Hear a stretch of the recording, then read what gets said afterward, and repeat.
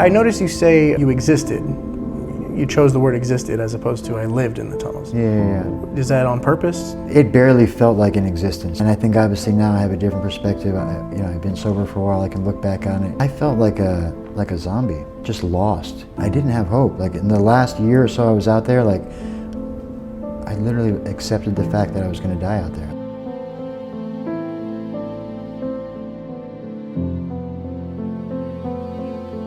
Welcome back to another episode of Vegas Faces. I'm Gavri, and today we have an exceptional episode. This is part of a two-part series. Our last episode, thanks to Rob Bankart over here, Vice President of Shine a Light Foundation, was kind enough to take us inside of the Las Vegas tunnels, something that a lot of people don't really know much about.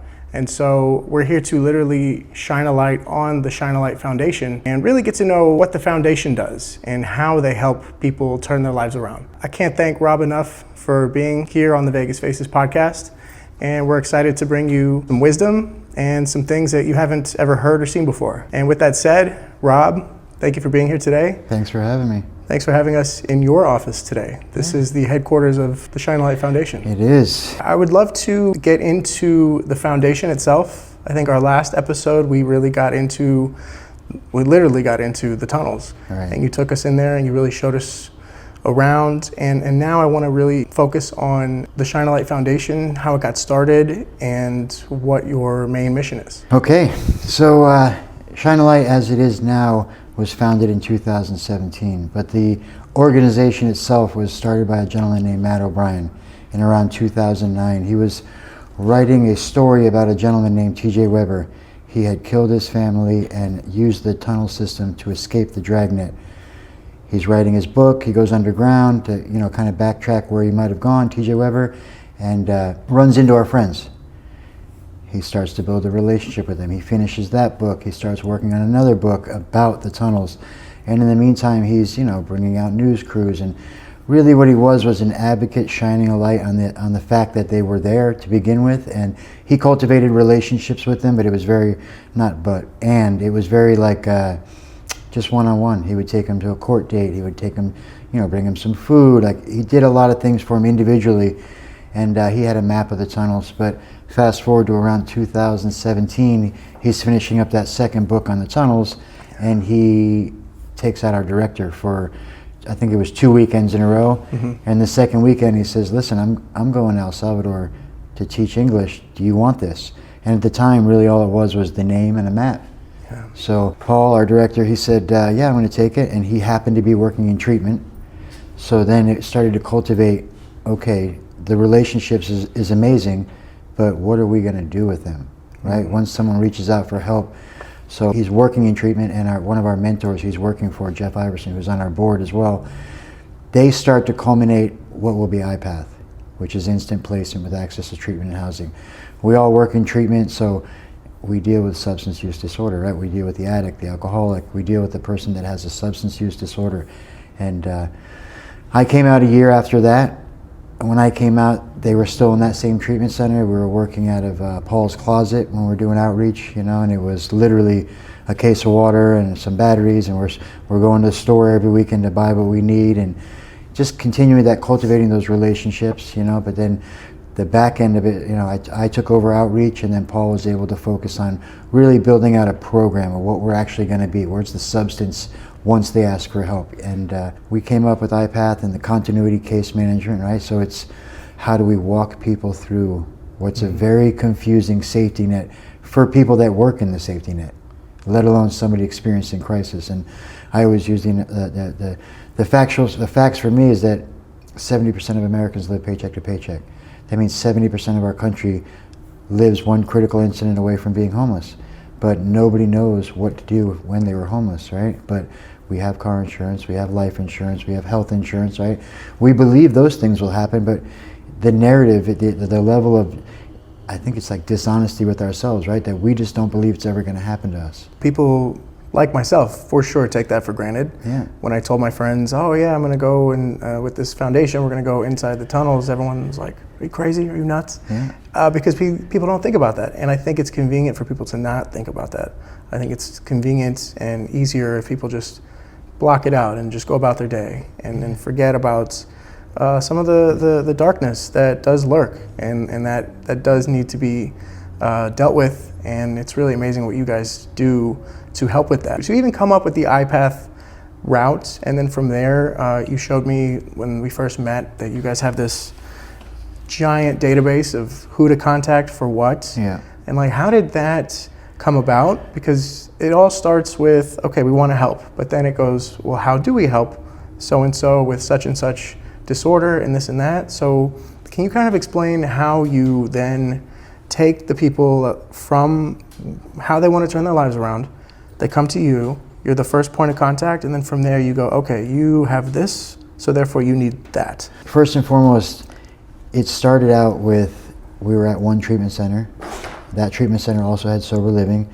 We had 1 or 2 community partners that were sober livings for the aftercare, right? So it started there. And then we've just been asking ourselves that same question every single day with every single person that we come across, right? Because everybody's different. Everybody has unique needs and want, you know what I mean? So you're constantly asking that question, what else is out there? How else can we help them, right? So that question never goes away. But in living in that space, we've been able to grow out this amount of services and that were all there. Yeah. They were already there. They just weren't working together, right? Because the system itself wasn't designed to work together. Everybody was working in silos, and that's a very popular word, unfortunately, but we've been able to break that down a lot and find those people that are really authentic and want to help people and add them to that track, right? So that way we have so many options for different people throughout. And, you know, it's just, everybody wants that. Everybody wants to be a part of, whether it be the treatment center or the sober living or the friend who's going through this experience, right? They feel that, right? They feel that connection and support. Talking about taking it all for granted and just thinking, I mean, there's so many people that just think, oh, this will never happen to me. Yeah. How does it even spiral out of control to where next thing you know, you are living underneath the city of Las Vegas? Ooh, for me, it was substance use. You know what I mean? I'm an addict, so that was, I relapsed and I was homeless within a month, you know? But a lot of it, once I got out there, was the paper cuts, right? It was like the slow progression. There wasn't, once I was out there, that was the drastic thing, right? But then it was just like survival, you know? And if you had told me day 1 what I'd be doing in year 5, on day 1 I would have never believed you. But on year 5 it was 100% acceptable. So it just kind of slow progression, you know what I mean? You're drawing boundaries and then you're crossing them over and over and over again, you know what I mean? And eventually you just accept it. It is what it is, you know? I was a chef for many years. I was successful. I was married. I was all the things, and I relapsed, and within a month I was homeless. So, like, what was the moment, if you remember, where you went from quote unquote normal life to now I dabble with drugs? I never had that moment. There was no like someone introduced it to you and then boom, that's a complete life shift? I grew up like that. I grew up like that. I had a home that was safe. My parents were great, supportive. I gravitated towards it. I just believe I was born this way. That's just my experience. I'm not telling anybody else what their experience was, but my experience was I was always uncomfortable in my skin. My parents will tell you that I was a happy kid, that I smiled in pictures, and they're right. But I didn't feel that. You know what I mean? That wasn't my experience. So I gravitated towards it. And I had a lot of trauma early on. It wasn't any reason to throw my life away by any means, but things happen, right? Things happen to everybody. But I was always gravitated towards, like I always say, my first drug of choice was bad behavior, was acting out. I got relief from it. I enjoyed it, on some level I enjoyed it, right? It took me out of me, right? So I was like sneaking out, I was, talking back, and it just progressed, right? And I gravitated towards all those same people. Like in my town, there was plenty of good people, but I was always hanging out with the guys that weren't the good people. You know what I mean? Like sick like me too, like I'm not judging them, but like I gravitated towards that. So I couldn't tell you, I don't even remember when the first time I smoked a joint was. I don't remember, I didn't have those moments. It was just, I was always around it, Yeah. I really do think addiction is some kind of genetic, some kind of gene. Because I too was kind of, getting into trouble as a teenager. It was fun, it was a thrill. There was adrenaline attached to it. It was fun hanging out with the troublemakers. There was a rush. Thankfully though, I never had the craving that this, I need this all day, every day. Some people do have that and it overtakes them. It's the disease of no choice. It's not about choice. Okay. If you're an addict, if you're an alcoholic, like a real alcoholic, not a heavy drinker, not a, a partier, there's no choice. Like, it's like... Have to have it. Yeah. Imagine being in the pool. Yeah. Go underwater and hold your breath. And when you run out of breath, hold your breath for another 2 minutes. That's the same feeling it is to be an addict. I have to go up. I don't have a choice. You know what I mean? I don't want to hurt my family. I don't want to do this stuff, but I have to. You know? Yeah. It's a very different, and it's hard for people that don't have it to really understand it, right? Just like it was hard for you to understand the tunnels before you went there. You know what I mean? It's like, and it's a disease that affects everybody, right? If I had cancer, or if I had, diabetes, nobody thinks I'm a scumbag, right? Nobody thinks that I'm, less than, right? Right. But when you have diabetes or cancer, you're not stealing from your parents. You're not causing right? Like, this disease is very unique in the sense of the way it impacts everything and everyone around us. It's not just me with it, right? Yeah, it's the whole family, everybody that I come in contact with. Yeah. And that's another thing too. People think, I won't become homeless because I could just always, my family will take me in, or my friends, someone will take me in. That's the next thought. Oh, if it ever even gets that bad, which it won't, because that's how people think. Right. If it does, then I'm sure I'll be taken care of by somebody. But the people we met in the tunnels, they didn't have that. Or if they did have that, maybe they burned that bridge. Maybe they whatever overtook them, such as the addictions, couple that with mental illness. And next thing you know, they're getting kicked out of the house and on the street. I believe you said it was thousands, if not tens of thousands, living in the tunnels or homeless in Las Vegas. I don't remember what the number was. It's about 12 to 1,500 people live underground. Yeah, you got about 15,000 living homeless. So about 10% of the population lives under us. It's like each one of those people had to figure that out. They were on the street, and then they went, okay, now where do I go? Yeah. And like you said, it just becomes survival. Can you maybe take us into what that was like for you to live underground in the tunnels? What a typical day looked like? I mean, when did you go to sleep? When did you wake up? You said you would go above ground, try to hustle, make money. Everybody's experience is very unique and very different. Every tunnel is very different. Every tunnel community is very different.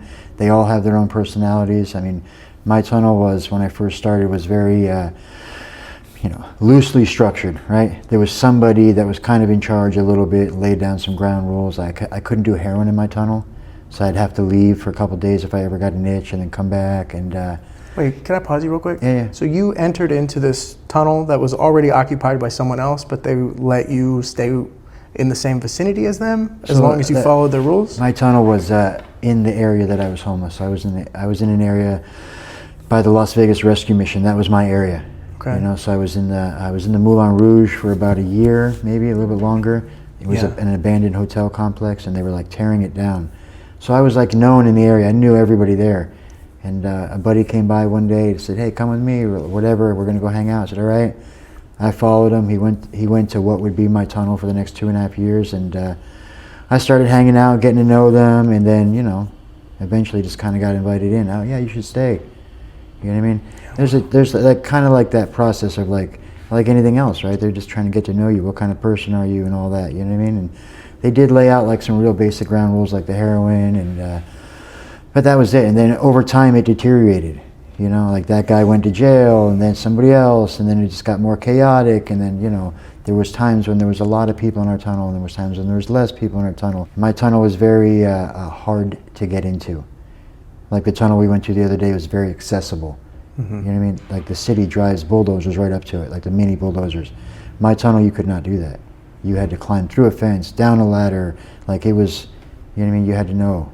Wow. Yeah. And so once you were accepted into this system, which you've described as like Lord of the Flies. Yeah. Because there's constant, like you said, shuffling, chaos. Yeah. When did it eventually become to where this is now Rob's tunnel, no longer the guy who's telling you what to do? I mean, I think pretty much right away. Like I never ran my tunnel. I'm not claiming that. You know what I mean? You know what I mean? But like I existed in that tunnel for about 2.5 years. Everybody knew that I lived there 100%. So people wouldn't mess with you or anything like that?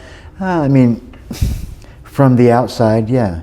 But like the people that lived in my tunnel, we were always up to something. You know what I mean? There was always some chaos, or somebody's coming down, somebody's coming up, somebody's that. You know what I mean? Like there was always something. It's crazy when you're in crisis like that, right? When you're, you're high, you're this guy hasn't slept in 2 days, this guy this, or whatever, you know what I mean? Like, there was so much going on. I mean, we could probably spend a whole nother podcast just telling stories about that. Did any of it ever hit you to where you're going like, what am I doing? Like after maybe day 3 as opposed to like year, 3?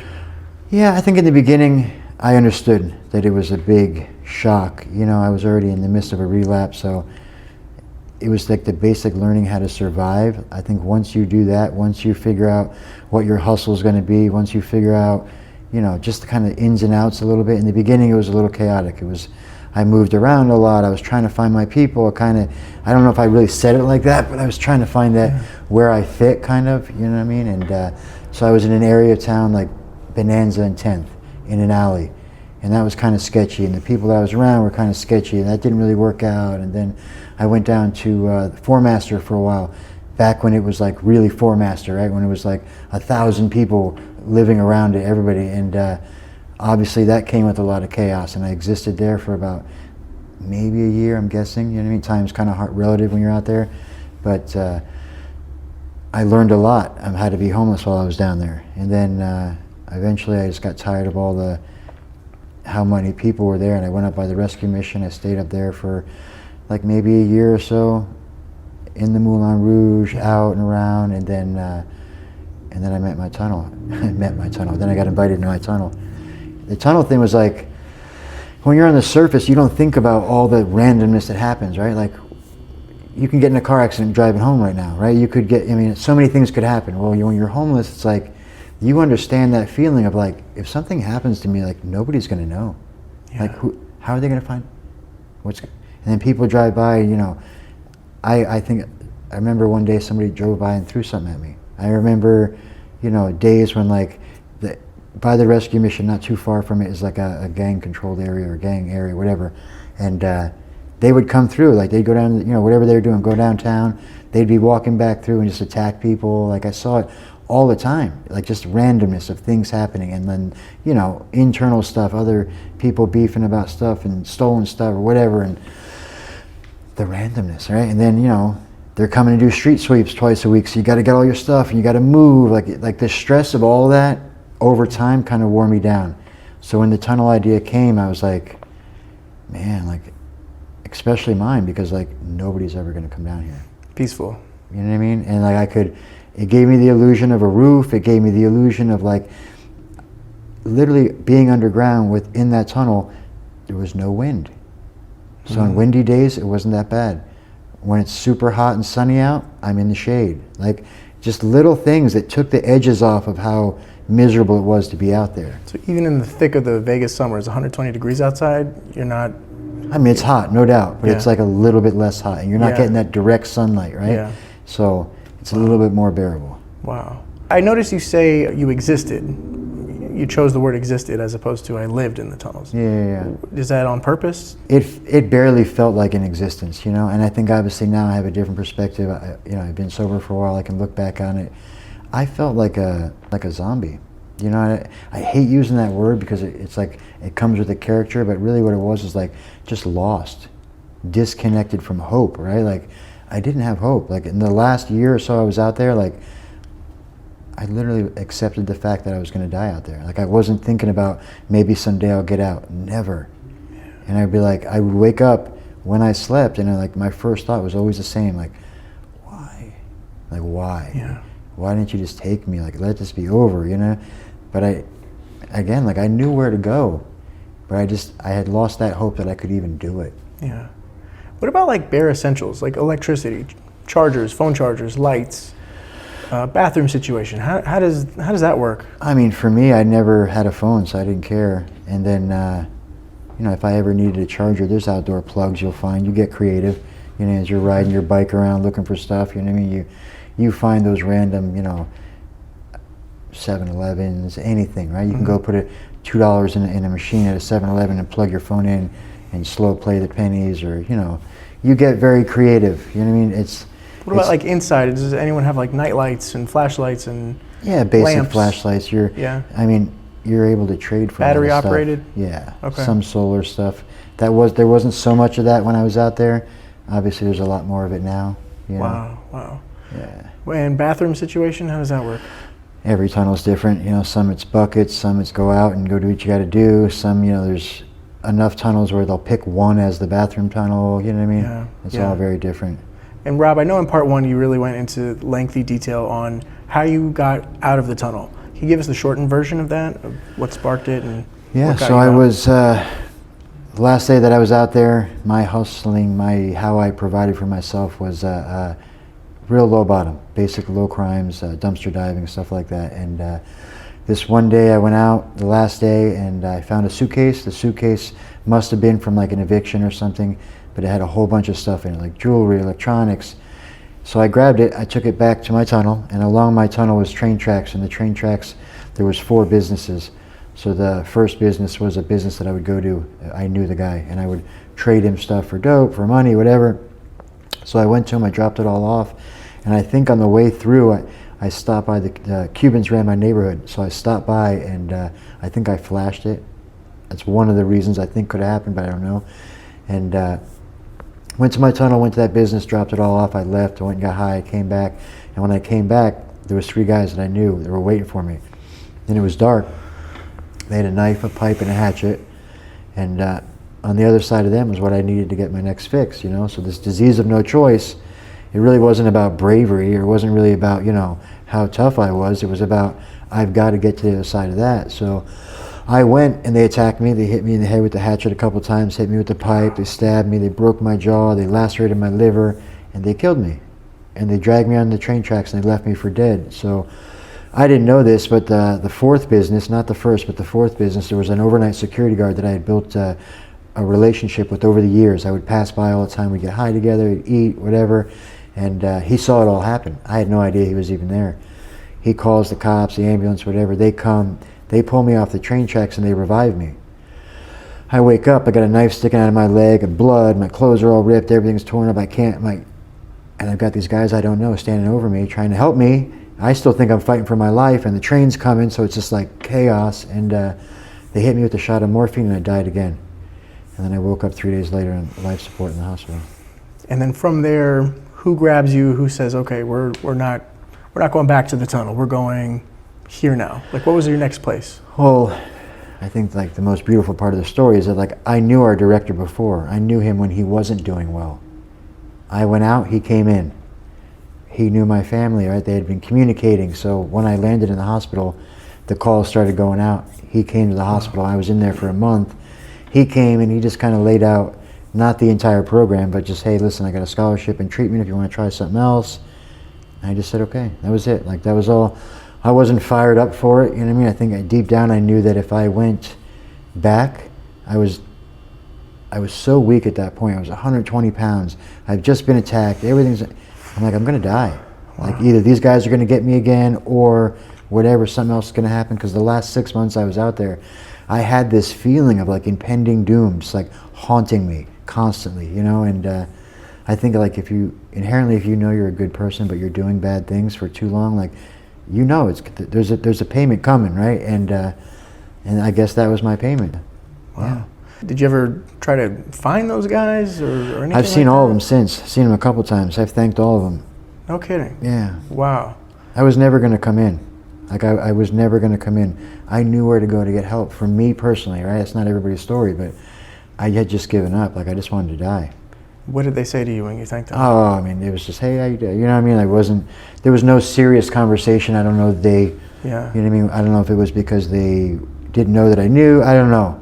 I just said, hey, thank you very much. Do they even remember, or is that just like... They remembered me, but Yeah. none of them were really willing to talk about that particular. Wow. And I wasn't trying to dig into it either. You know what I mean? For me, it was just, that's Wow. how God came. You know what I mean? Through them and that whatever. Yeah, I wanted to ask, did you come from a religious household? And if you did not, did this make you a religious man after that? And I'm not religious today, but Yeah. I'm spiritual today. You know Yeah. what I mean? I can't argue with. I mean, that was a lot of coincidences for Uh-huh. you know what I mean. And how long ago was that?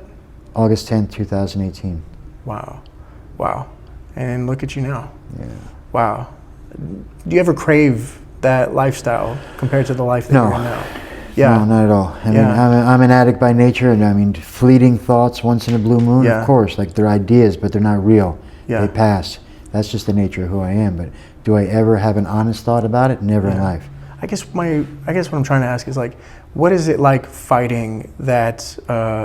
Once you're an addict, but you've become sober, is it a fight every single day, or is it like, that's in the rearview mirror? I mean, no. Not doing that again. It's all about a daily reprieve, right? Like it's all about, I take a certain set of actions every single day. I'm free. Like I don't think about it ever. Yeah. But I still do what I need to do for my recovery, right? Like I've never given that up. So as long as I do that, like I have a ritual every morning. Okay. I wake up, get a cup of coffee, smoke a cigarette on my little back patio, and I think about the last days that I was out there.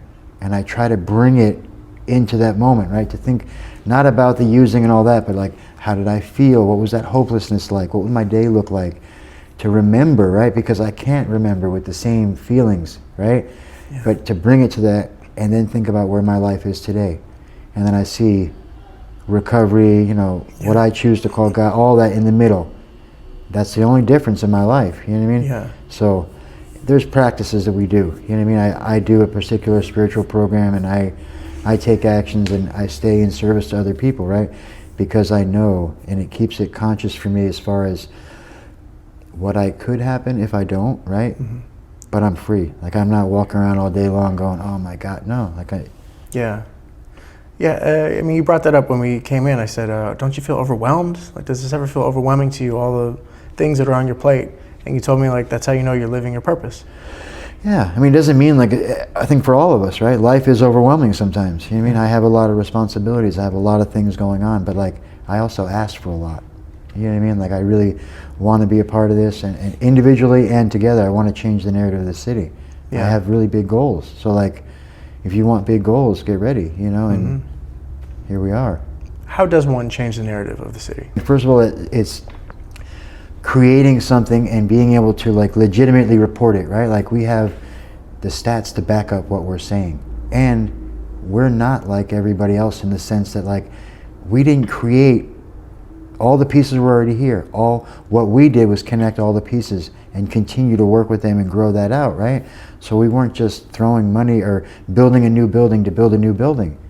We said, let's figure out what's here first. How can we help people with what's here? Mm-hmm. And then once it's running, now I can give you an honest assessment of where we're short based on actual knowledge, right? Not just this or that. Like I think a lot of times when we deal with solutions, we just try to come up with the next great idea and throw a bunch of money at it, when the reality is the guys on the ground that are doing the work could probably tell you what we need a lot better than people that are sitting in offices and just trying to look good. What you do here with Shine a Light Foundation, and then you see our next door neighbors in California. What's your take and what's your perspective on how they have handled it or what they're doing to try to improve it? What are your thoughts coming from someone on the inside? I mean, for me, I feel like it's like everything else, right? When we look at topics, we're not looking at the real part of the topic that needs to be looked at, right? We're looking at the end result of systemic issues, right? And then we want to punish the person that's out there, right? They're a result of a system that is not set up for success. If we live in a country, the greatest country in the world, I love America, but if 70% of our population lives paycheck to paycheck, something's really wrong, right? And it's education, it's equality, education, healthcare, equality. I mean, the list of things go on. Yeah. If you're poorly educated, you're not able to take care of your healthcare.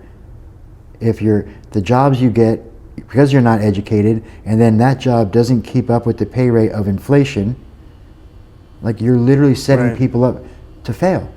Yeah. And then once they fail, you're going, shame on you. Put them in jail. It's insane, right? Yeah. It's insane, but we're not willing to look at that. Let's be fair. We're not. You know what I Yeah. mean? As a country, we're not willing to look at that stuff.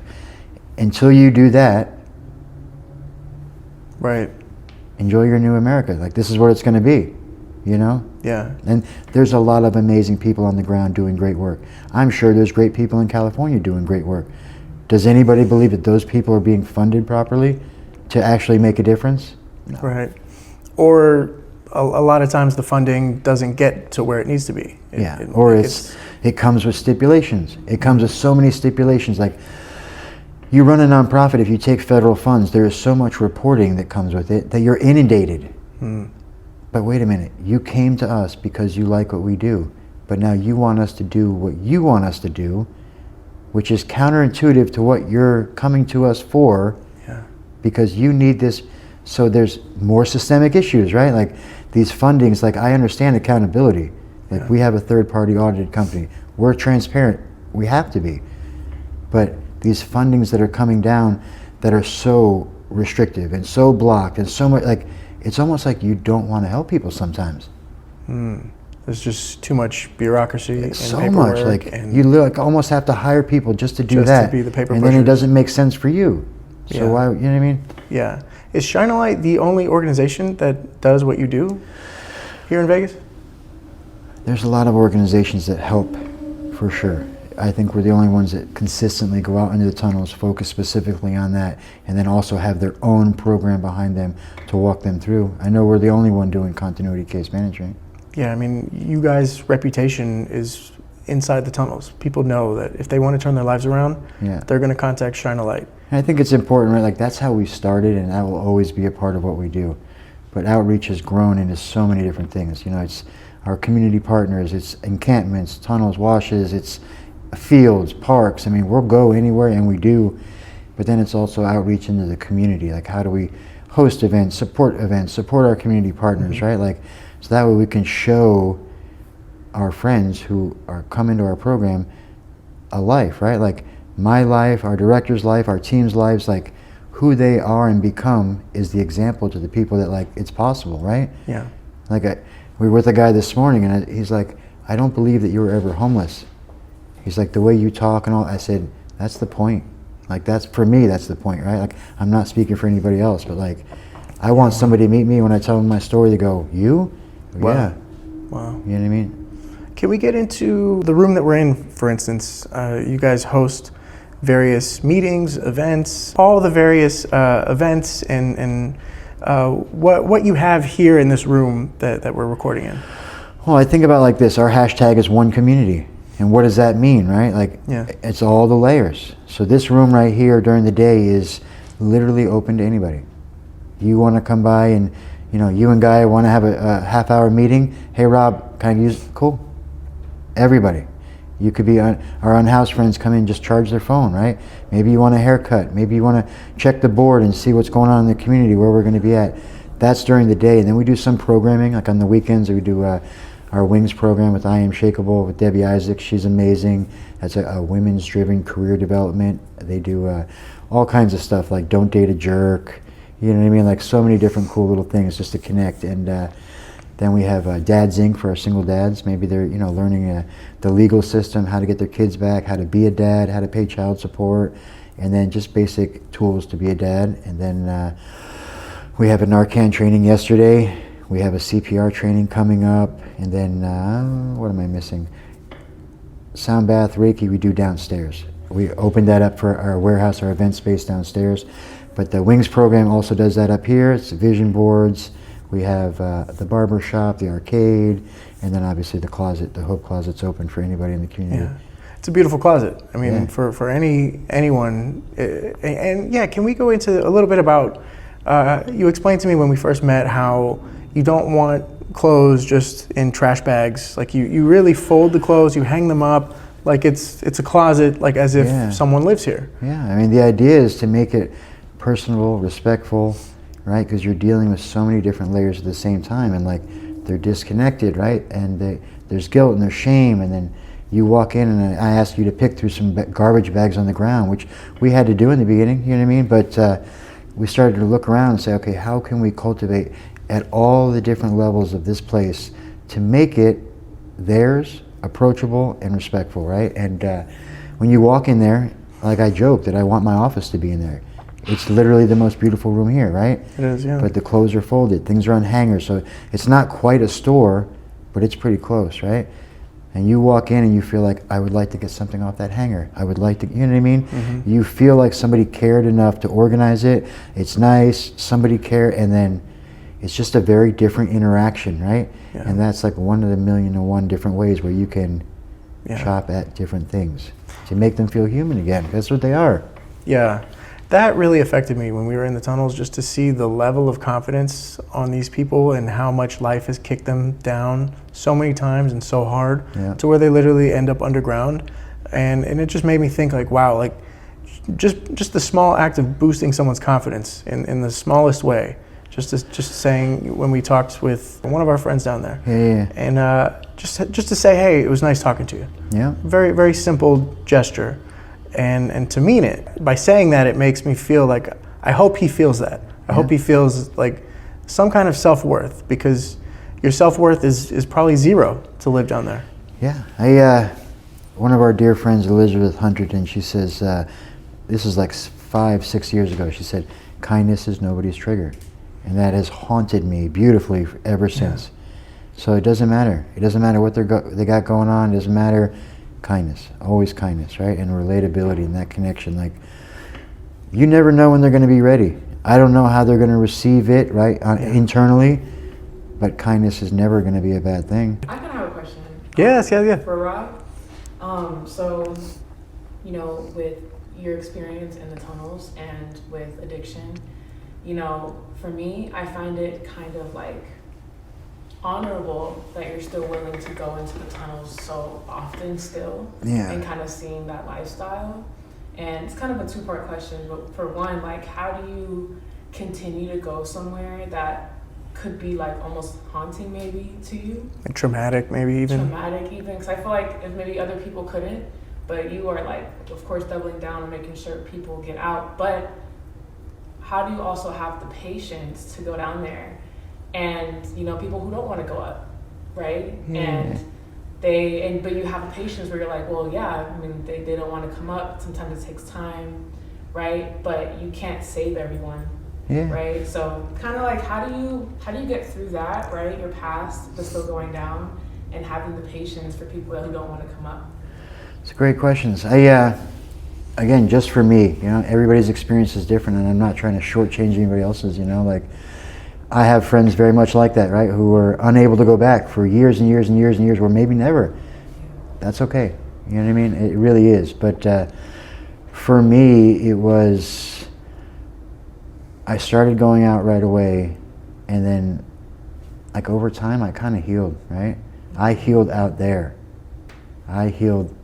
From a lot of stuff that I went through, or that I experienced, or maybe like subliminally I didn't even know, right? Like, it just kind of happened, and then it became like, that's my holy ground, right? Like, that's where I find God, right? I find God out there in the work, doing the work, connecting with people, and over time it's been like all the amazing human beings and experiences I've had, both as volunteers coming out, our friends we meet out there, like, I mean, like, I could probably write a book about that, right? Like, all the amazing human beings that have just, like, I joke, right? I joke a lot of, if I go on social media right now and I'll be watching and I'll see, maybe it was somebody that from my Leadership Las Vegas class, right, that came out with us, and now they're talking to one of my friends from recovery, but they met here.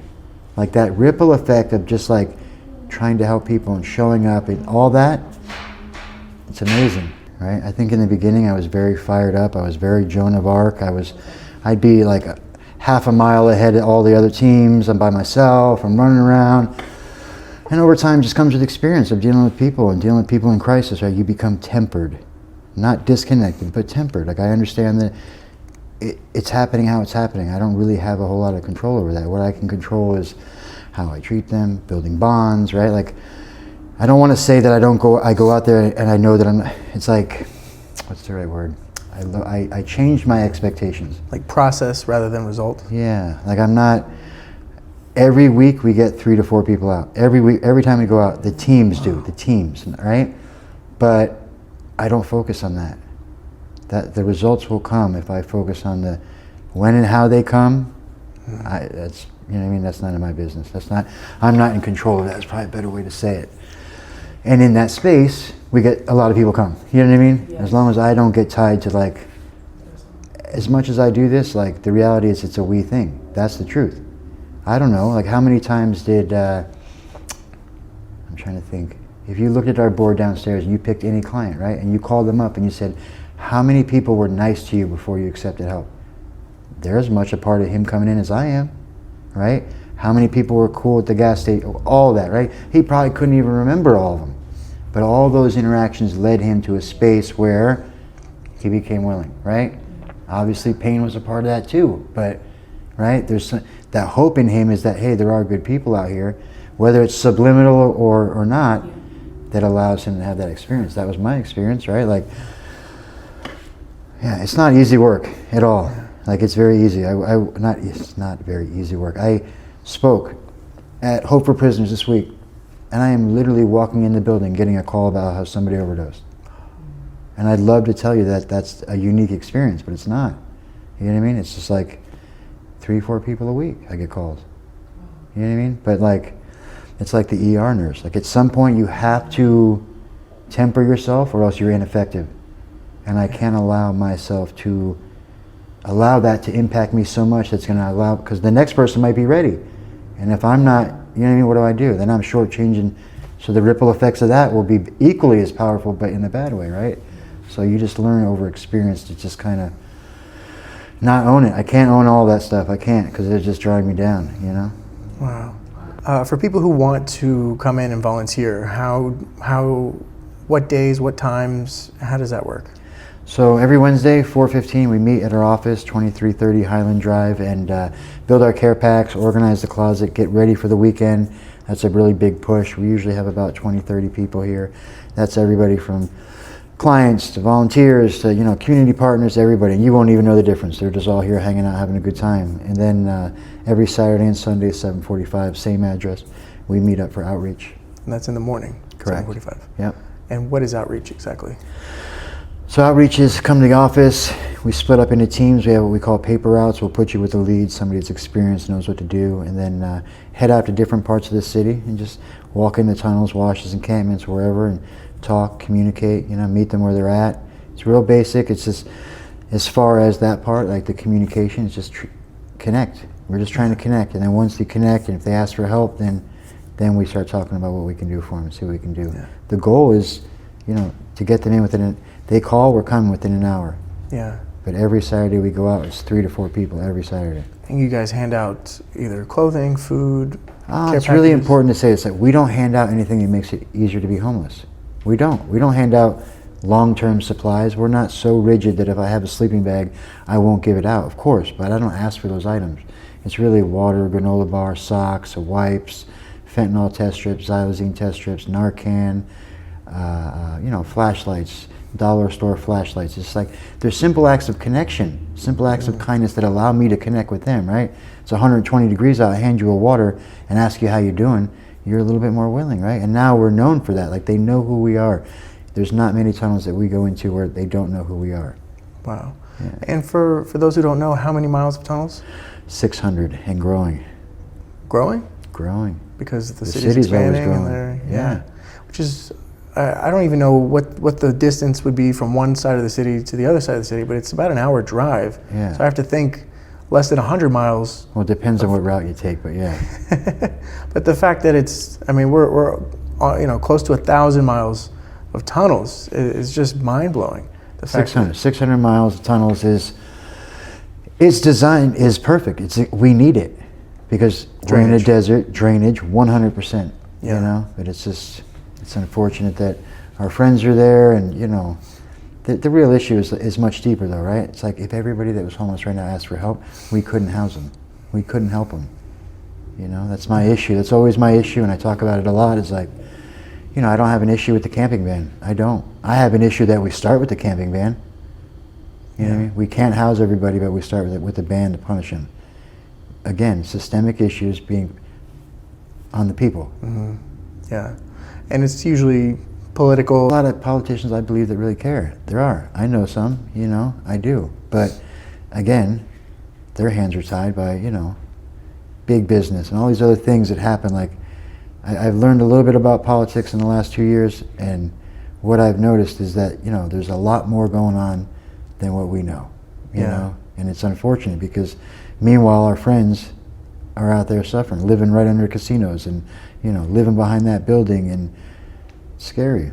Yeah, like when you took us, we could see Caesar's Palace. Yeah. You said how there's people gambling thousands, hundreds of thousands of dollars, millions of dollars in this place, and here we are underground, just staring right at it. Yeah. And Yeah, it's been a very eye-opening, mind-blowing experience that I hope people just get a glimpse of it and just to kind of know that like this is something that is unique to Las Vegas. It's easy for us at Vegas Faces to show off all the fun parts of Vegas. Yeah. Hey, and you know, and there's a lot of that. We are the entertainment capital. Yeah. But talking with you today, I really wanted to dig deep on some of the darker issues, the issues that are maybe convenient for people to just ignore and to not think about. Yeah. But I don't know, just kind of giving people some kind of awakening to this.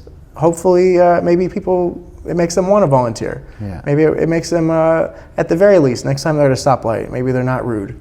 Like you said, treat people with kindness. That's it. Right. These are humans at the end of the day. Yeah, and these issues aren't going away, right? They're not going anywhere. They're only getting worse, right? And like, until we collectively as a community come together and really take a look at this stuff, it's not gonna go away, you know? So housing costs are only going up, you know? And what do you think's gonna happen? Was there like a giant uptick, surge when COVID happened? No, I didn't. For homelessness? We didn't notice it. That was the fear, the rumor, you know what I mean, that it was going to be. We didn't notice it personally in the tunnels and washes. I'm sure it went up a little bit. Was it so drastic that no, that wasn't our experience. Wow. I would have thought at least like a giant curveball like that for people that are paycheck to paycheck. Yeah. You know, but we definitely thought it was going to happen. We heard a lot about yeah. it, but it was not. It wasn't our experience. Yeah. Yeah. Wow.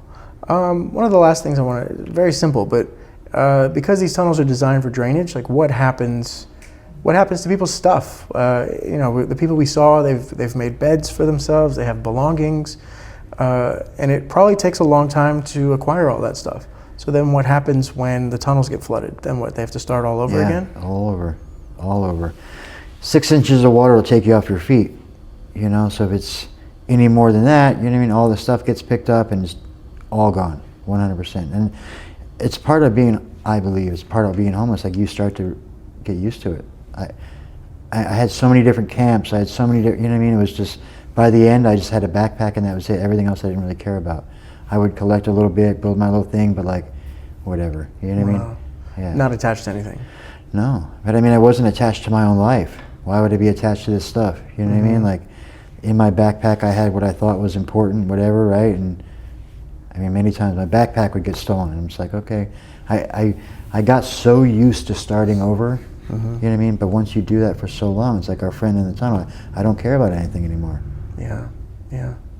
What about now? Do you have any prized possessions? Anything that you're going, okay, please don't mess with my backpack now, or don't mess with my car, or yeah, obviously phone, it's a little bit different. I don't have. Or do you still kind of have like, you know, if it happens, it happens?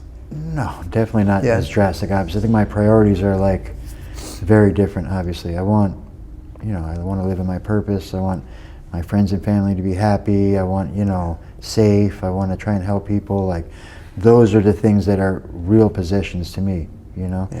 Everybody likes nice stuff. I've got a couple of nice things too, but like, that's not my driving force in life. So it doesn't have the same priority. You know what I mean? If it comes, it comes. Yeah. Like you said, you're fulfilling your purpose. Yeah, community is important. It is for everybody. Like, it's very important to be a good example. It's very important, all of us, and then collectively as a group to be a good example, right? For people to know. I always think about things visually, and I think about, someone told me early on, I want to be a rock that people can grab onto, not smash against, right? I want to be a lighthouse, right? Like, that's really, for me, early in recovery, when I was in the hospital, I felt the presence of God in that room, right? And I call it my lighthouse moment, because like it hit me like a lighthouse was spinning in a dark storm, but then it went dark. Like, it was a very different idea to build a relationship with it, right? So for me now, when I'm doing all this stuff, it's like I try to stay consistent and out there and going, so they always know where we're at, right? Yeah. I want to be the lighthouse that's like bright, so everybody can come in. Rob, you also do public speaking, correct? Yeah. How did you get into that? And I ask because I used to do stand-up in my early 20s. That was my rebellious phase. Yeah. And the big joke, I think it was Jerry Seinfeld, that said that the fear of public speaking is higher than the fear of death, which means that you would rather be in the casket than giving the eulogy. Yeah, So what I'm trying to ask is that this is an acquired skill. Like, this is not just to talk in front of hundreds or thousands of people. What was that like for you? Like anything else, a process. You know what I mean? In the beginning, nerve-wracking and all that, and you just start to practice and practice and practice. I think it has more to do with faith in yourself. What is your purpose? What is it that you really want to do? And how committed are you to doing it? Mm-hmm. Are you willing to get really uncomfortable? Because in the beginning, there was a lot of times when it wasn't pretty. Sure. You know what I mean? But I really wanted to do it. I understood and understand the power of our voice and speaking up and talking about things and educating, because a lot of people maybe can't or won't do it, and that's okay too. You know what I mean? But it's important. Like, I really want to continue to advocate for our friends. You know what I mean? Whether it be in recovery or out there, whatever it is, and talk about this stuff and keep talking about it. But I can't do it if I don't sharpen my skills, right? Like, that's just a commitment to this. So. Wow. I enjoy it. I enjoy it now. You know what I mean? I'm very tempered to speaking now too, where it's like I get excited and all that, but it's not the fear anymore. Yeah. Rob, it's been amazing. Thank you so much for everything that you've done, bringing us into the tunnels, doing this conversation today with us. Of course. I hope to maybe inspire people to want to come and volunteer on a Saturday with you guys and just kind of check it out, see what you guys are about, see what you guys do. Yeah, it'll definitely change their perspective, that's for sure. Well, it changed mine. Yeah. Thank you again. Of course. And lastly, thank you for being one of the Vegas Faces.